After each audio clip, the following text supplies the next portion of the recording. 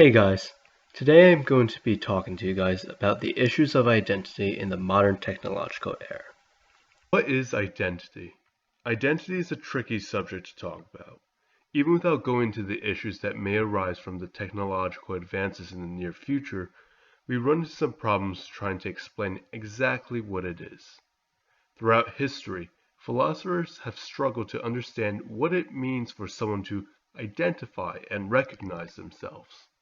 René Descartes once famously stated, "I think, therefore I am," meaning the mere fact that he thinks he's the same René Descartes as before makes him René Descartes, while others, such as James Joyce, wrote in his book, "I am a part of all that I have met," clearly linking our experiences and memories with our own identity. While the concept of self-identity seems self-evident and easy to recognize, truly understanding it and explaining it is much more difficult and nuanced. Identity deals with questions such as what makes a person at one time the same as a person at another time, meaning what makes me the same person as the me from yesterday. And now I'd like to point out that when I say the same, I don't mean the same in the everyday sense.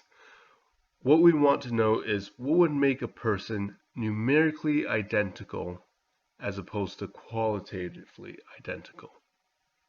Two things are qualitatively identical when they are identical but not the same. For example, two identical bowls are qualitatively identical. They are the same in every shape and sense of the word, but they're not numerically identical because that bowl is that bowl and this bowl is this bowl. Whereas if I were to go back in time to meet myself, both old and new me would be numerically identical, but not qualitatively.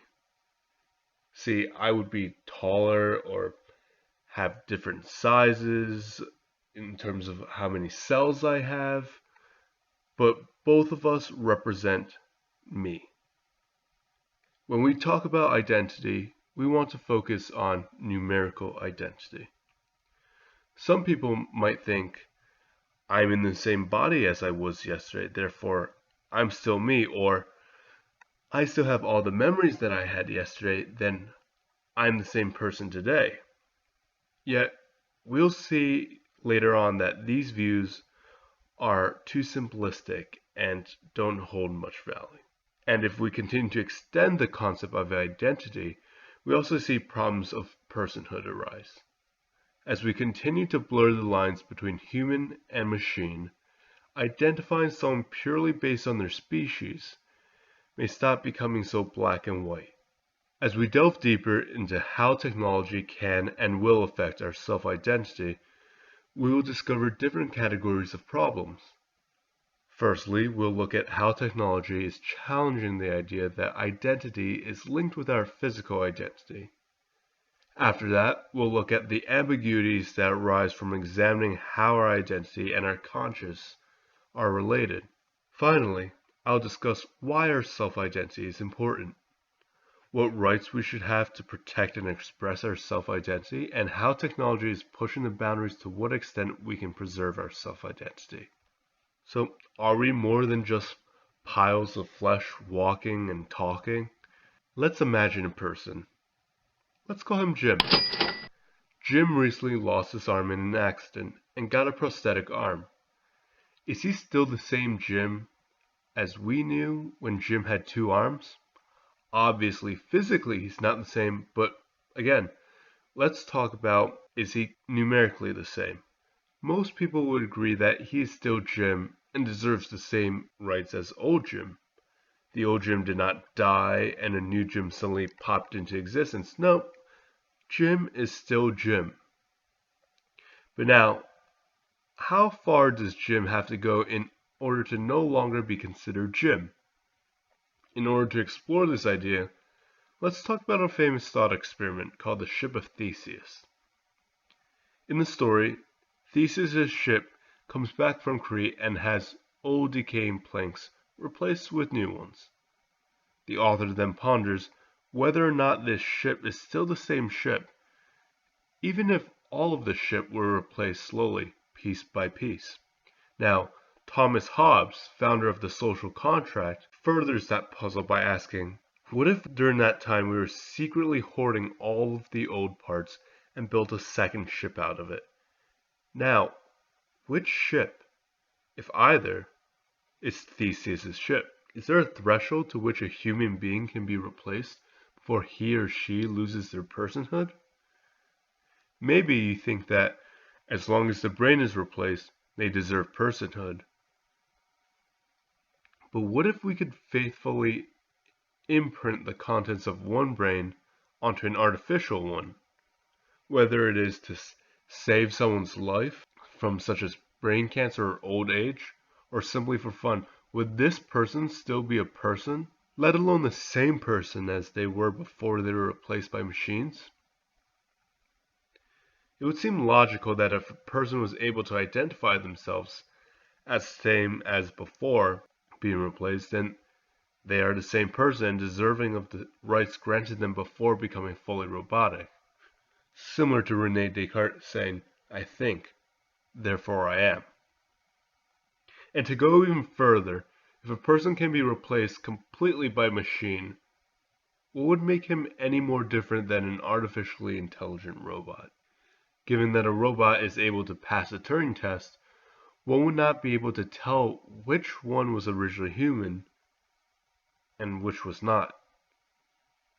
Therefore, if we assume that a person who is able to replace himself with machinery deserves personhood, then we must also accept that artificially intelligent robots must also deserve personhood.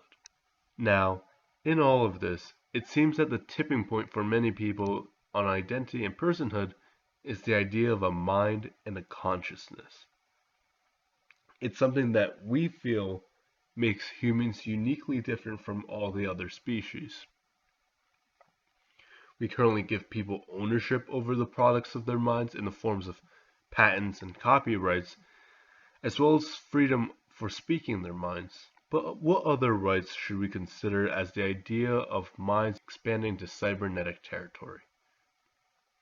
If we have the ability to imprint copies of our mind onto machines, we need to examine what kind of rights we may have that the copies do not. For example, should a person be allowed to have more than one copy of their mind active at a time? If I were to say, alive right now, and to imprint my own mind or upload my mind into another robot so there can be two Eds thinking and talking at the same time, would I, the original Ed, have more rights than the copy? That's an interesting thought, because if that robot's conscious, we'd have to give him rights as well, right? Or would deleting him be like killing myself? If we're able to upload our consciousness into machines, should we be allowed to? Does the original person have the right to wipe the mind of his copy? Do we have rights as the original that the copy would not? Also, if we're able to copy and transfer our minds, what's stopping us from modifying them? Do we have the right to modify our memories in our own minds? How about others? What if I had a traumatic experience in my life that's causing me problems right now? If I were able to modify my memory so that traumatic memory never happened, would that be considered good? Or would that be violating some kind of thing that makes us human? If we can play with consciousness, something that many people believe to be an integral part of our identity, what implications would arise if we're given the power to modify parts of our consciousness? Similar to the famous thought experiment, if a tree falls in a forest and no one is around to hear it, does it make a sound? Would wiping the memory of something happening be the same as something not happening at all? Potential threats of editing consciousness would also have profound effects, as well as cause many to reevaluate their philosophical and ethical views. Finally, let's talk about virtual reality. To continue on talking about ethics behind controlling one's perceptions and reality, we have to talk about the ethics and actions within a virtual reality. Currently, if I kill a man in a video game, my actions are neither wrong nor punishable. Everyone seems to understand that video games are not real, and the actions of your avatar do not fully reflect your own identity. But what if the non-player character, or NPC, was an artificially intelligent personality within the game with no physical body? What would the rights of these characters be? Would it be okay to do illegal activity in the game even if it affected those NPCs? If killing an NPC in a game and effectively erase the artificial intelligence from the game, would it be the same as killing a person? In the movie Her with Joaquin Phoenix, which by the way is an amazing movie, highly recommend it, the main character falls in love with an intangible artificial conscience. In our world, would this artificial intelligence be worthy of personhood? Furthermore, as graphics become more and more realistic, it may be possible that one day the graphics in our virtual world will be indistinguishable from the one in the real world. Will our actions in virtual worlds carry more weight then? If I steal a car and murder people in a video game, then would it be considered wrong? What if a pedophile uses virtual reality to live out his fantasies with underage children? Is that still wrong? We have to now reevaluate what reality really is. And in my opinion, this may not be such a bad thing after all. It may actually protect our society from these people who have illegal urges and actually cause them to do it less in the quote-unquote real world. So, regardless of what I think, one thing is clear. The future of technology is rapidly changing, and we must be proactive in thinking about the problems that may arise from our growth in technology. I, for one, welcome our new robot overlords. Thank you. Have a good day.